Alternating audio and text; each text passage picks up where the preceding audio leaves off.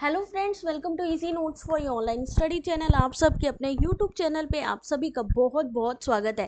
Friends, जैसा कि आप जानते हैं कि यूजीसी नेट जून का जो एग्ज़ाम है वो बहुत जल्दी कंडक्ट होने वाला है। ऐसे में 13 जून से एग्ज़ाम है, 13 जून से 22 जून ऑलरेडी डेट आ चुकी है। एप्लीकेशन फॉर्म 24 से 25 तारीख के आसपास आपको देखने को मिलेगा। तो गाइस, यहाँ पर किस तरीके से तैयारी करें, क्या जिस सिलेबस से हम लोग पढ़ाई कर रहे हैं यहाँ पर अपडेट भी किया गया है कि भाई देखिए, आप सिलेबस को देख करके, उस पैटर्न को देख करके तैयारी करें।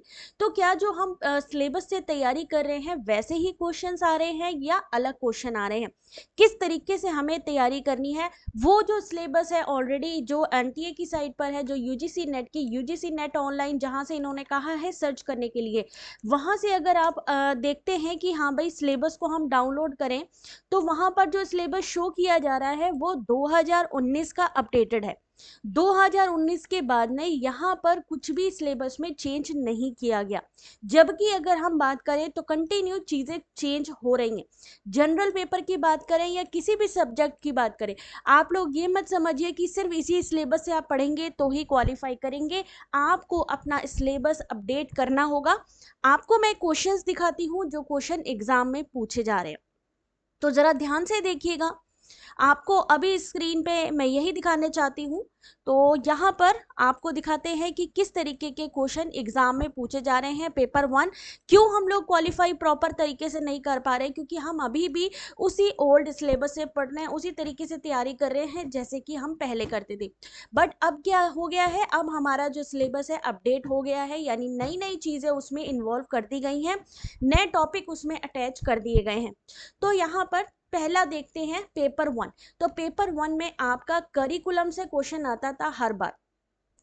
ठीक है, करिकुलम नेचुरल सी बात है, आपके जो है एनईपी है उसमें भी आता है, लेकिन यहाँ पर उससे संबंधित जो मॉडल हैं, उनसे संबंधित जो मॉडल है अब उनसे पूछा जा रहा है।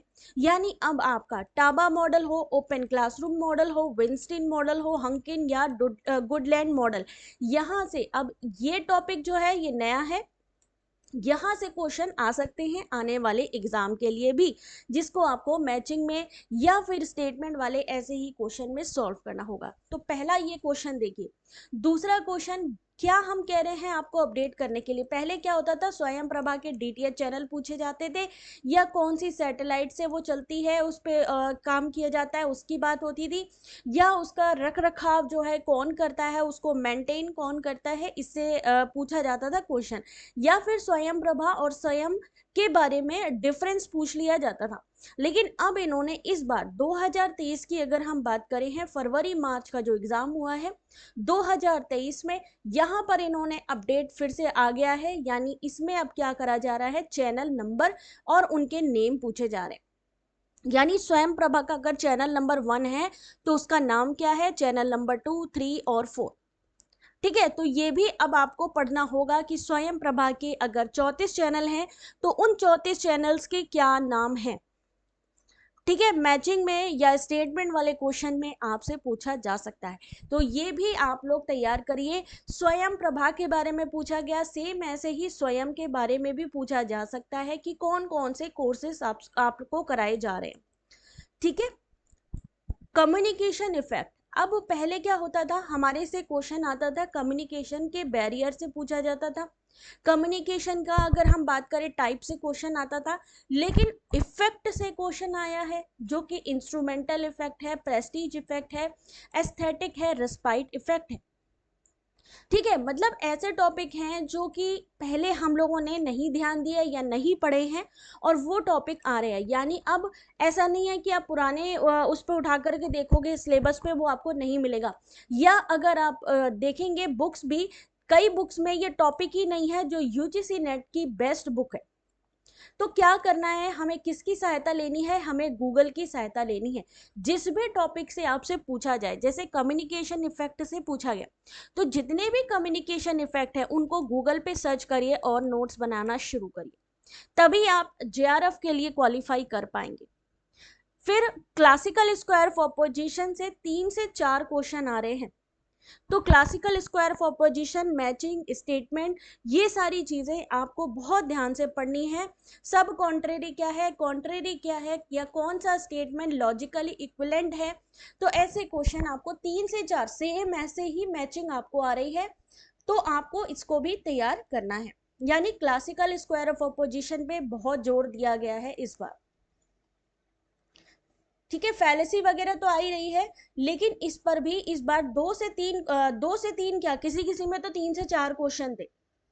ठीक है, इसलिए क्लासिकल स्क्वायर ऑफ पोजीशन पे ध्यान दीजिए।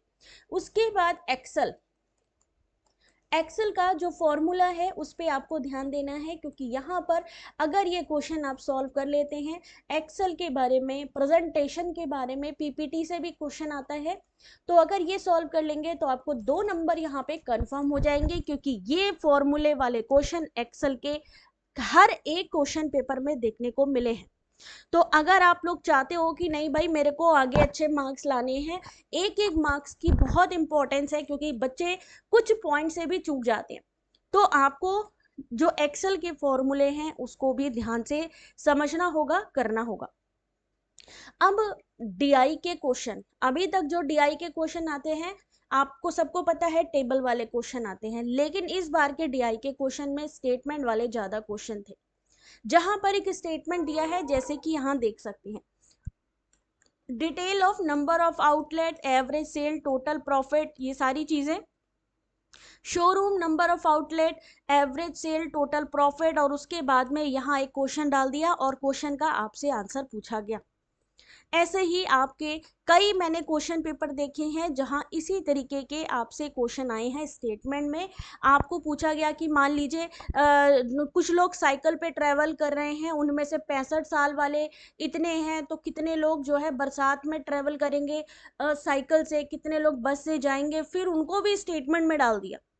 तो कुछ क्वेश्चंस तो ऐसे हैं जो पीवाईक्यू से आए हैं, लेकिन कुछ क्वेश्चन ऐसे हैं जिनका पैटर्न न्यू है। तो अब आपने क्या करना है, डीआई की प्रैक्टिस कैसे करनी है, क्योंकि भाई डीआई की प्रैक्टिस नहीं करोगे तो कैसे होएगा। आपने 2020 से लेके 21, 22 और 23 के जितने भी क्वेश्चन हैं, जितने भी डीआई के क्वेश्चन पेपर हैं, उन सबको सॉल्व करना शुरू करना है, तभी आप डीआई के क्वेश्चन को सॉल्व कर पाएंगे। और जितने भी यहाँ पर क्लासेस होंगी, जितनी भी क्वेश्चन पेपर की क्लासेस होंगी, उन सबको भी देखना है, जिससे पता लगे कि कौन सा क्वेश्चन हमने कैसे सॉल्व करना है।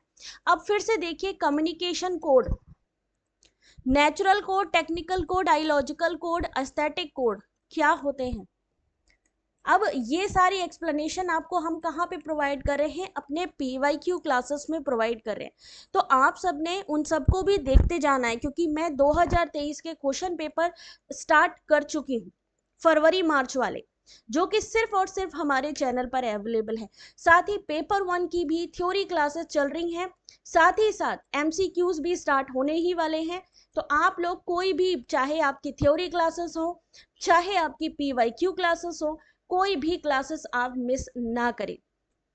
जिन्होंने क्वालिफाई करना है उनके लिए है, अदरवाइज अगर ये है कि हमें सिर्फ एग्जाम देना है तो कोई बात नहीं। देख सकते हैं 28 फरवरी का क्वेश्चन पेपर, 1 मार्च का क्वेश्चन पेपर, उसके अलावा अभी थोड़ी देर में ही यहाँ पर जो है यूजीसी नेट पेपर 1 की क्लास होगी। रिसर्च एप्टीट्यूड यूनिट 2 स्टार्ट कर चुकी हूँ मैं।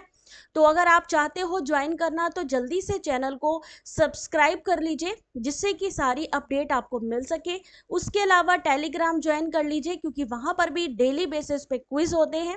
जितनी आपको पीडीएफ चाहिए वेबसाइट से हमारे डाउनलोड कर सकते हैं। उसके अलावा भी अगर आपकी कोई क्वेरी होती है तो आप हमें कमेंट करके पूछ सकते हैं। आई होप कि ये इन्फॉर्मेशन आपको अच्छी लगी होगी। अब मिलते हैं नेक्स्ट क्लास में, तब तक के लिए थैंक यू सो मच।